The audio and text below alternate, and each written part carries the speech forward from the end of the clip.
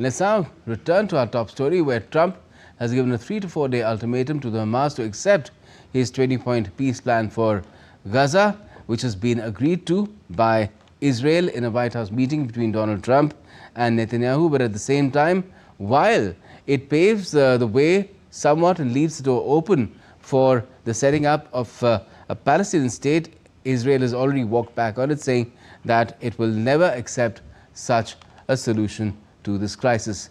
To talk about it, we have with us Ambassador R. Swaminathan, former Secretary at the Ministry of External Affairs, and we also have Alok Bansal, Director, India Foundation. Good evening to you both, gentlemen. First of all, if I could ask you, Ambassador, how palatable is Donald Trump's peace plan to the Hamas, considering Netanyahu has already rejected any notion of a Palestinian state right after agreeing to the plan with Trump at the White House? Thank you, Mr. Gautam Roy. If you see the stated objectives of Hamas over a period of time and the elements of the plan, I would say that it would be extremely difficult for Hamas to accept it. But at the same time, we should also remember it was not, I'm sure, easy for even Prime Minister Netanyahu to accept the plan in total. And originally, when Israel started attacking Gaza after the heinous attack of 7th October by Hamas, then the initial objective was to eliminate the leadership of Hamas, and that was achieved quite soon thereafter. But then the war objectives changed in terms of complete elimination of Hamas, all the militants, and also to displace the Gazans from Gaza. But this, I think that Prime Minister Netanyahu was to do it primarily because of the two cabinet ministers from the extreme right. But from that point of view, what had happened, if you remember, about a week ago, when, in my view, ill-conceived attack by Israel on Qatar, in a sense, a country which was hosting the biggest military base of US. And also, if you remember, President Trump had visited Qatar, UAE, and Saudi Arabia only about, say, 2-3 months ago. So they all felt that when they are dependent on for their security interests on US, how could this happen? So this, in the manner of speaking, resulted, I would say, in terms of Trump presenting this plan after consulting, I suppose, if you remember, on the UN General Assembly sidelines, he had a meeting with 8 countries belonging to both the Arab countries and also the Islamic countries, and presented this plan. So, in a sense, that Trump had to pressurize Prime Minister Netanyahu also to accept this plan. So, therefore, I would say that some of the plan's elements, as you said, the statehood which Prime Minister Netanyahu has already said that he will forcefully resist that kind of an idea. And otherwise, in terms of the many of these things, in fact, the disarming the thing, not having any role for Hamas in Gaza after the thing, plus complete destruction of their military infrastructure, all these elements would be extremely difficult for Hamas. Having said that, they have said that they are studying this responsibly and they'll come back. And of course, as you know, that President Trump has given 72 hours. Let's wait and see. Right.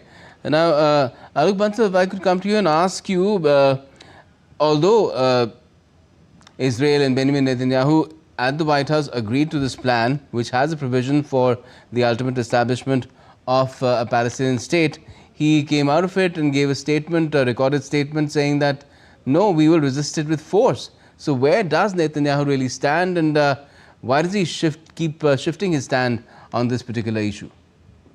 See, firstly, I am personally convinced that Netanyahu doesn't want the war to stop.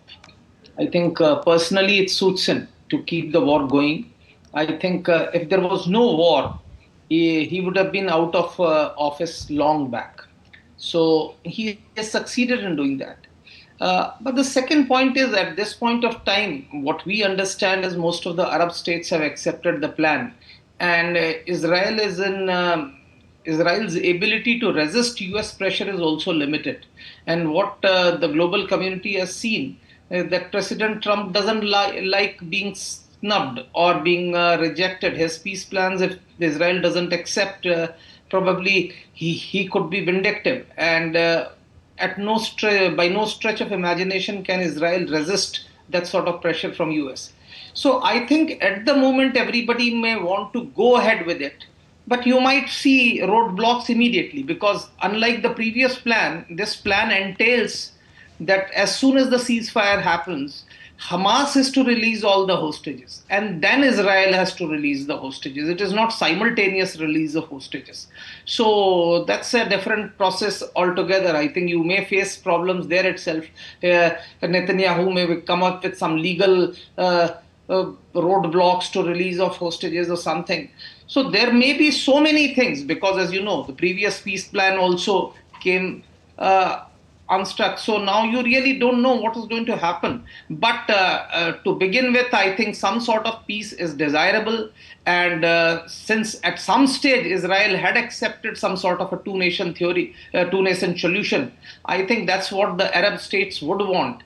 But the fact is that as far as Gaza is concerned, at least in foreseeable future, you would have a so-called an international ISF, which they are talking of, which would probably police the region. And at least in some in near future, the IDF will be controlling a significant part of the Gaza Strip, and then they will slowly move back. And then again, still they'll be controlling. So Israel continues to wield enormous influence. And should they want to break the accord, or should they want to go back on it, there would be numerous opportunities and grounds on which they may actually go back.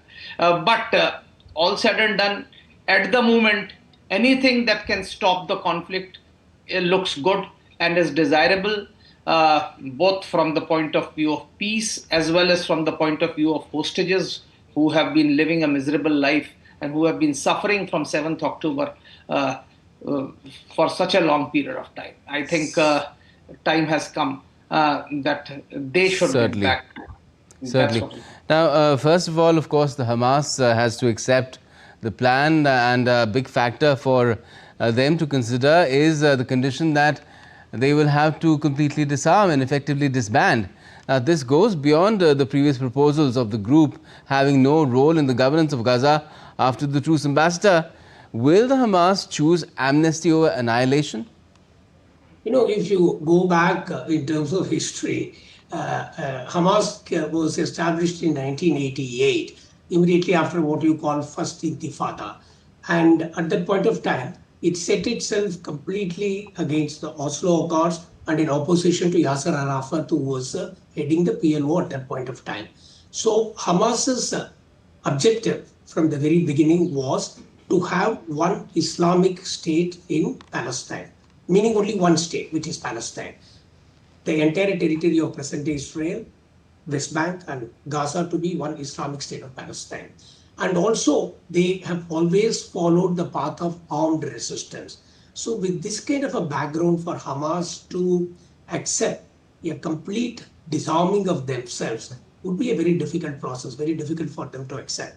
And also on top of it, they will have to agree for the destruction of the entire military infrastructure that they have been able to do in the past. So with all these things, and see, even the amnesty aspect, if you see, if the what is mentioned in the document is that for amnesty, the Hamas militants have to disarm themselves and accept whatever is the local rules and regulation.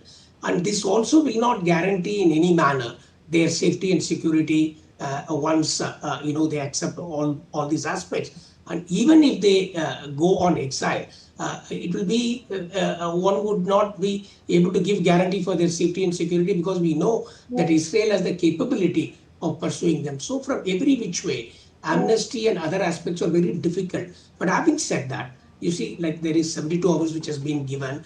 And then the important aspect is also is that if you see, Hamas is primarily, the leadership has been operating from Qatar, and also they are able to travel to Turkey. So these two countries have come on board at this point of time in the public sense. But then I'm sure that even in private, as the plan is being implemented, they may also have reservation. Okay. So, and the fact is, annihilation is what Hamas has been doing so far. So let's see how it goes. All right.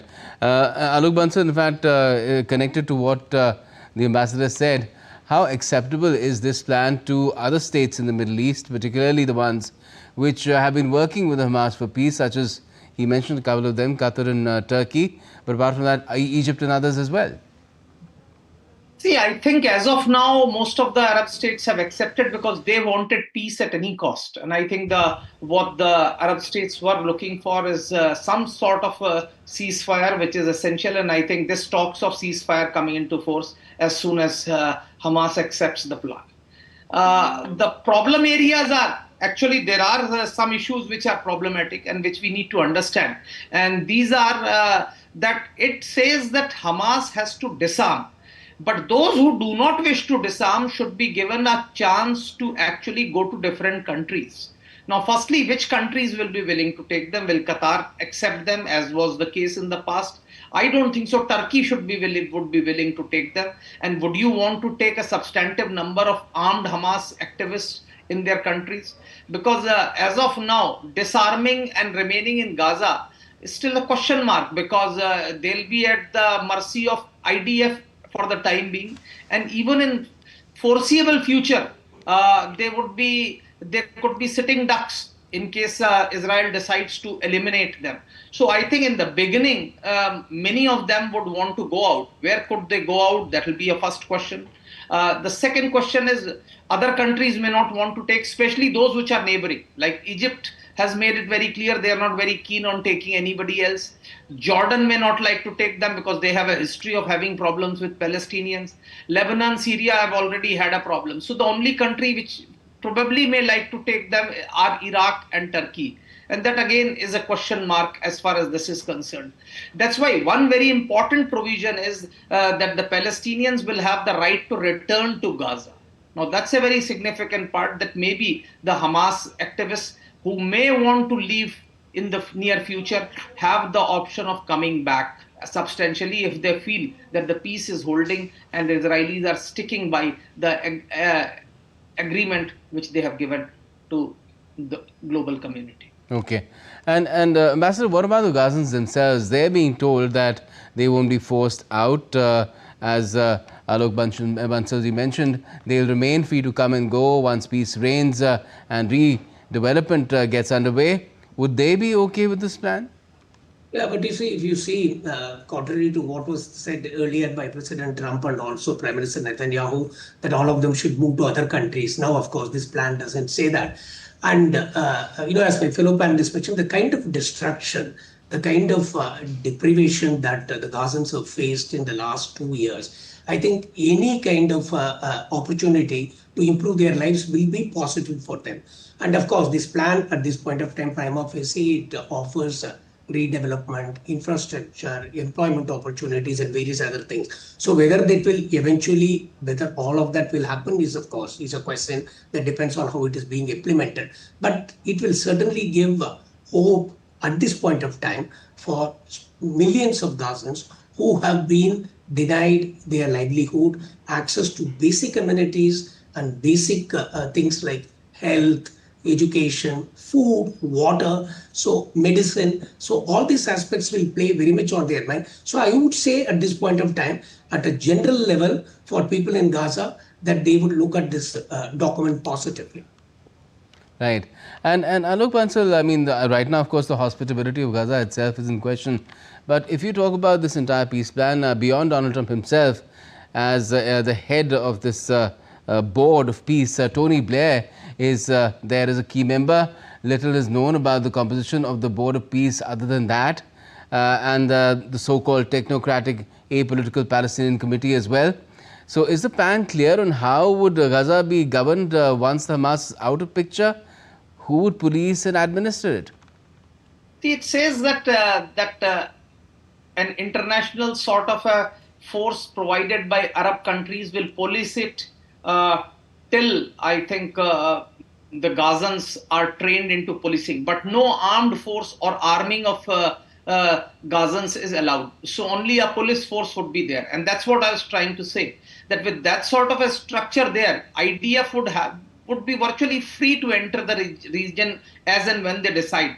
So initially there is bound to be a lot of suspicion, fear and apprehensions. So those apprehensions would need to go as far as Gazans are concerned. And I think at the moment, I think there will be immense pressure on Hamas to accept the ceasefire, because I think most Arab countries have already accepted it. And also the population in Hamas, which is facing at this point of time a serious humanitarian crisis, starvation and other problems, probably would want some respite from the ongoing onslaught. So I think, as I see, in all probabilities, though it will be very difficult for Hamas to accept it, but I feel Hamas would accept it, because there is no bar on Hamas actually re-emerging as a new outfit. So today Hamas may be gone, tomorrow some new outfit may emerge, because each of these turbulences have created new outfits which have come up from time to time as far as Palestinian regions are concerned.